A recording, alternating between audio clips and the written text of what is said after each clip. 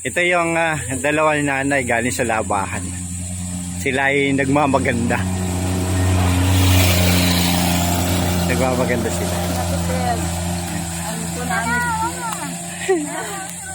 Ito lang. Hawakan mo lang.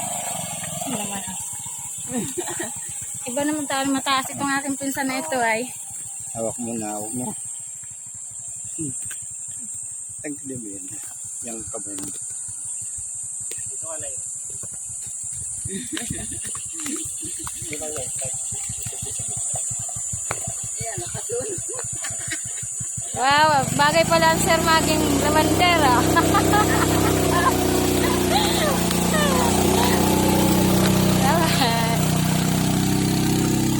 Talaga? Hahabulin kita?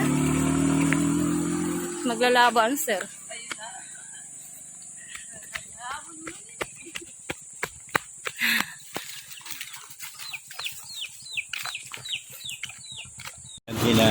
Kinakailangan natin na pupunta na natin si Nanay Isa at si Ruwen para lumabas na magkasama yung mag-ina. May nakabalong na sa simbahan. Ako sinundo. Pupunta naman tayo doon sa Malaki.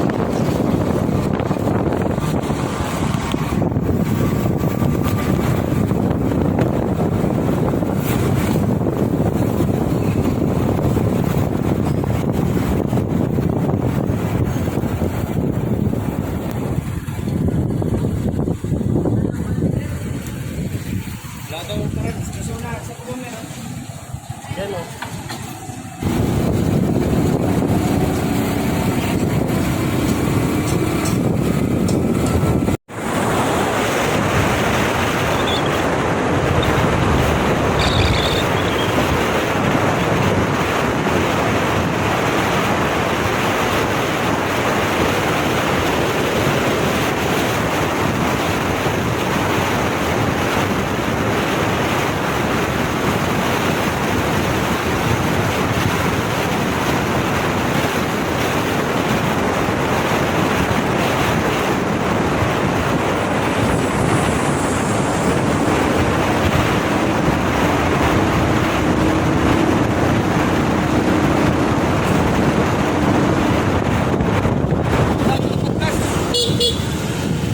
Wala na nga.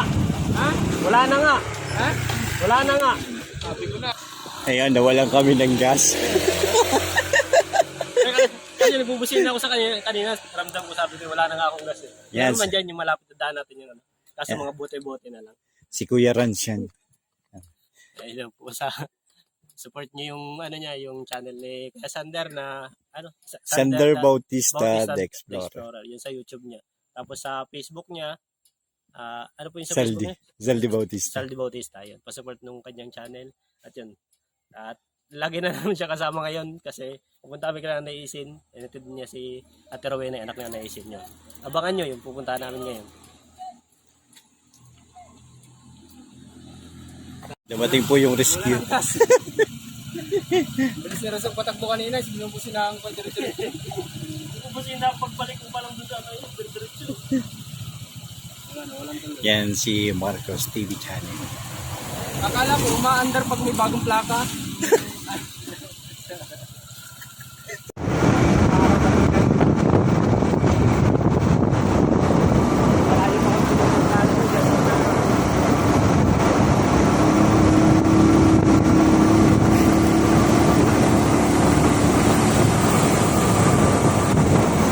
Sa may kalaba ka, may pinupuntahan tayo.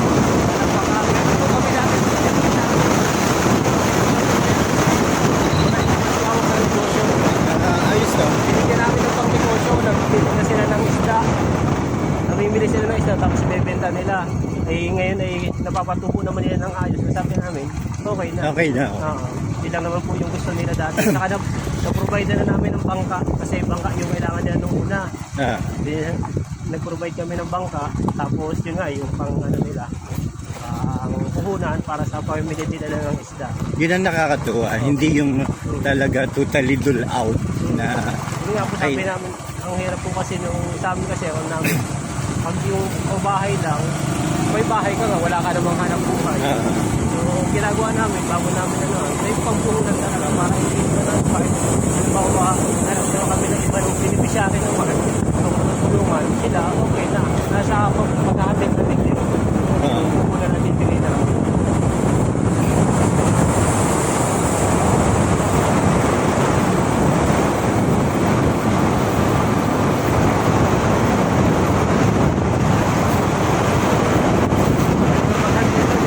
Nakapagpapunta lang sila ng sarili dahil sa pupunan na binigay namin.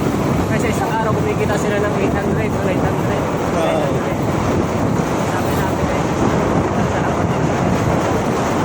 Basta nakakatuwang tulungan yung mga taong Mga ganun. talagang gustong-gusto ding magbago. Sabi na namin, binibili namin. Nasa kanila rin kung paano malalamitin.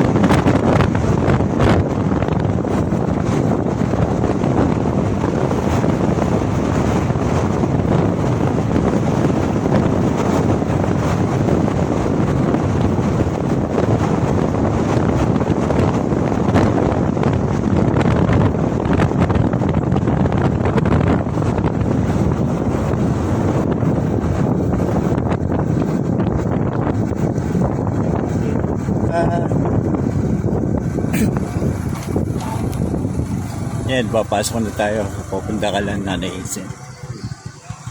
At akala ko malapit lang yung pala gabi. Kaya malapit. Kagabi, hindi na masyadong ano. Kasi naka-perfect tayo. Hindi masyadong ramdam yung layo.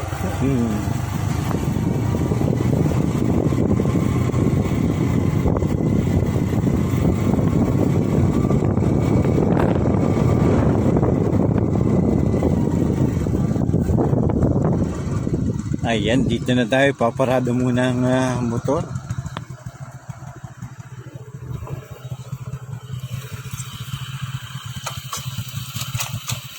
Ito na po kami. Ito yung second day.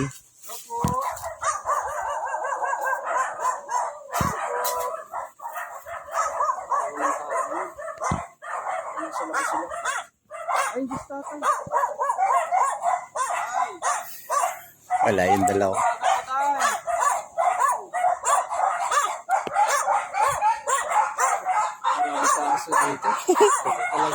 Marami ditong gwardya. Maraming gwardiyan dito. Yeah, wala dun sa kanilang bahay. Kaya ngayon, pupuntahan natin. Naglalaba daw yung mag-ina. Nagbabanding.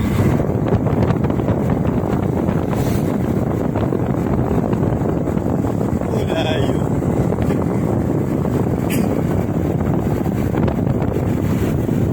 Ito, ilog.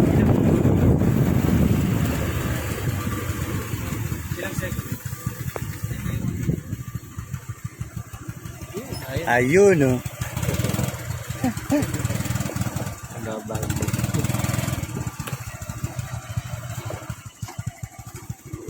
At nakita po natin silipin mo. Ayun yung mag-ina.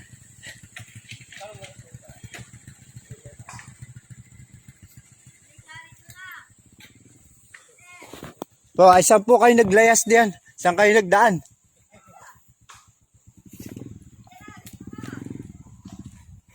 Pupunta daw kami. Kasama ko pa rin po ang Marcos TV channel at si Kuya Rams.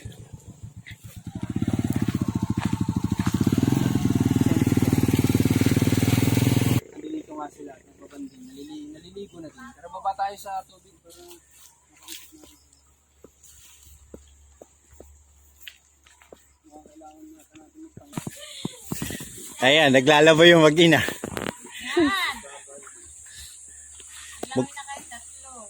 Magandang labahan dito ate, ano? Magandang labahan. Pati lango yan. Pati ako nga din, ah. May ganito ba sa inyo nanay? May ganito sa inyo nanay Rowena? Meron din?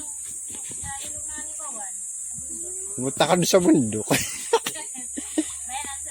Lamig ng tubig ano? Ha?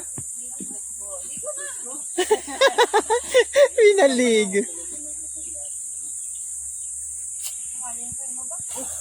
Nanay parang ano parang kutabing. Nanay Rowena, kamusta naman sa iyo mo? Okay naman? Kabanding naman kayo mama mo?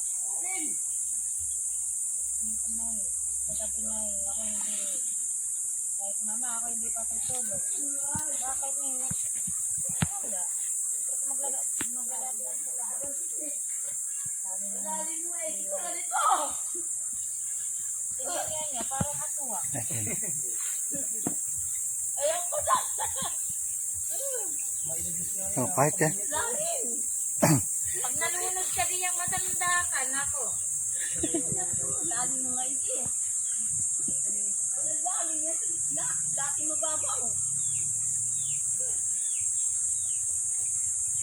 Habang naglalangoy si nanay, naglalaba naman yung anak. Ayan, kasama si Marcos.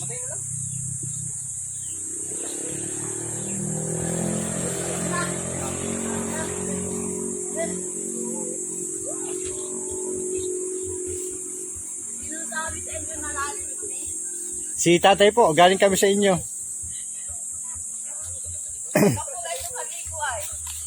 Ang kabayanan namin kayo eh. Ay, napakalayo na ako pala dito. Tayo niya na, mama, balik ko na tayo. Nag-interview pa po kasi ako kay Father. Kasi kanina po ako simbahan, nag-interview po ako.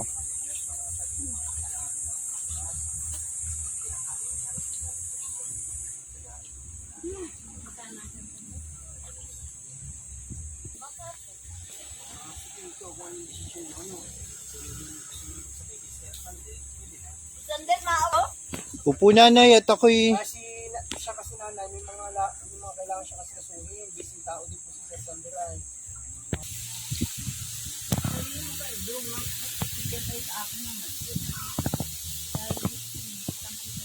Hindi ganito lang na eh. Kung dyan ka magpapasquat, napakabilis ng araw.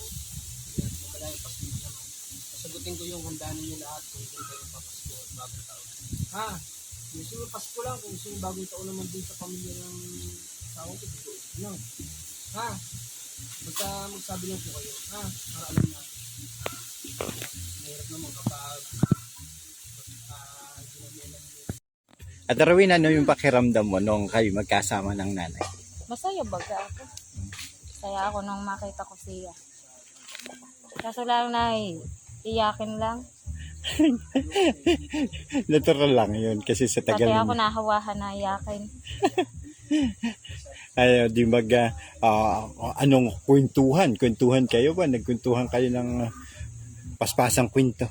Ako nga natulog yata, malas 10 na. Ang kakwento na yan.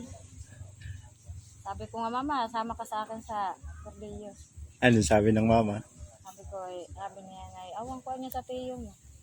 Sabi ko, pag hindi nagpayagan tiyo, kakalag ka rin kita mama dyan sa karsada. Sabi ng tiyo sa akin, subukan mo, lalapadin kita. Ay nga na, mahirap nga na paghihiwalay yung paninyo.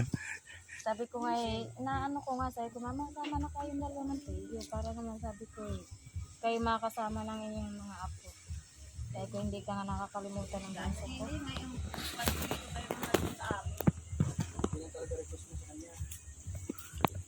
May account dito. Sir Sander, naligo ka na din? Ano sagot mo sa request ng mama? Hindi ko sigurado. O ay bakit hindi sigurado? Hindi ko kausap yung aking asawa. Kailangan mag-usap muna kayo. Pero posible naman na kayo ay magkasama.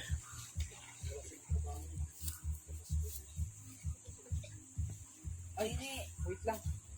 Yung microphone ko palang isa ng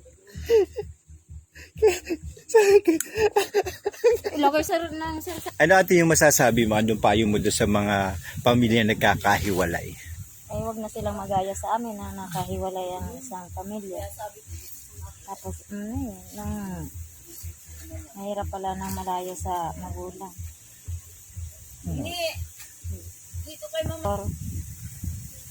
Sabihin mo kaya dulo ko siya makita. Paano nanay kung ikaw kuya magpasa sa kanila? Bakit lang ito ako? Nagpapasa ako pag dito sa sapa, ilog.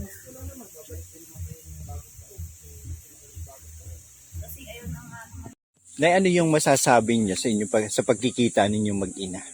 Salamat ako, nagpangita kami mag-ina. Hindi Dahil, dahil kay Sir Sander ay hindi tayo makikita. kaya Saka sa kay Marcos yan. Kasi maganda na yung nagawa ninyo na sa tulong ni Sir Marcos ay ninawagan kayo. Nagkataon po naman na tayo ay may mga kakilala, tapos ipinost ko rin, kinuha ko din yung picture ninyo. Tapos yun, bigla na lang yung namang kanyang anak ay estudyante ng teacher na nagbisaya sa akin, kaya pinuntahan ko. Yan. Ano pong maraming salamat din po kay Ma'am Sharon kasi siya yung nagbigay sa atin ng panahon at doon nagbigay rin sa amin ng pamasahe. Yan, para kami makarating dito. At kami hindi na humingi ng tulong sa barangay. Kami hindi na lang hingi, pero willing naman tumulong ang barangay, pero kami hindi na lang hingi. At sa iba na lang sila pagbigay. Yeah. Ano na masasabi mo doon sa mga pamilya na nagkakahiwalay? Ay masama po yung bagay magkahiwalay. Maganda po yung magkapisan sila hindi magkahiwalay. Ano na ni maipayo ninyo doon sa matagal nang hindi nagkita? Yung anak at saka nanay na hindi nagkita. Ano ba yung maipayo ninyo? Ay, kuwan po yun yung sasabihin ko lang na salamat na ang pangita. Yung ganun lang. Tapos kinakailangan na matagal mo na bang hinahanap si Rowena? Oo. Dahil gusto ko nang makapiling siya. Pero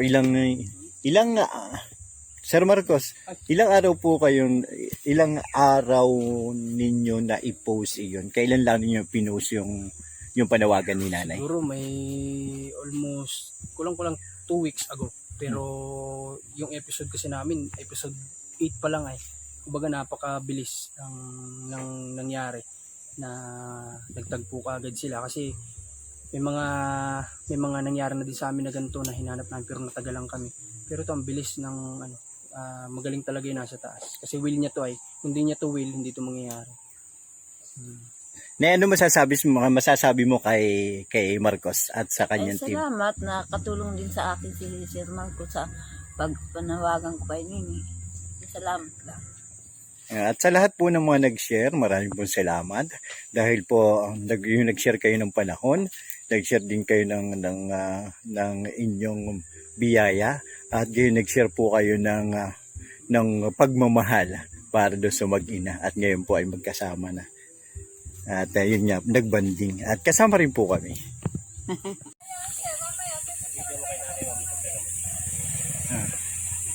Ito yung dalawa ni nanay galing sa labahan. Sila ay nagmamaganda. Nagmamaganda sila. Ano po namin? Ito lang. Hawakan mo lang. Iba naman tayo mataas itong aking pinsan na ito Hawak mo na. Hawak mo. Tagli mo yun. Yung kamay mo. Ito ka lang.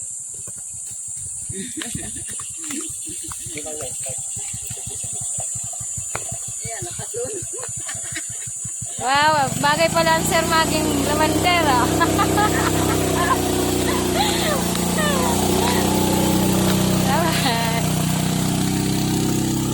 Talaga? Hahabulin kita? Maglalaba ang sir.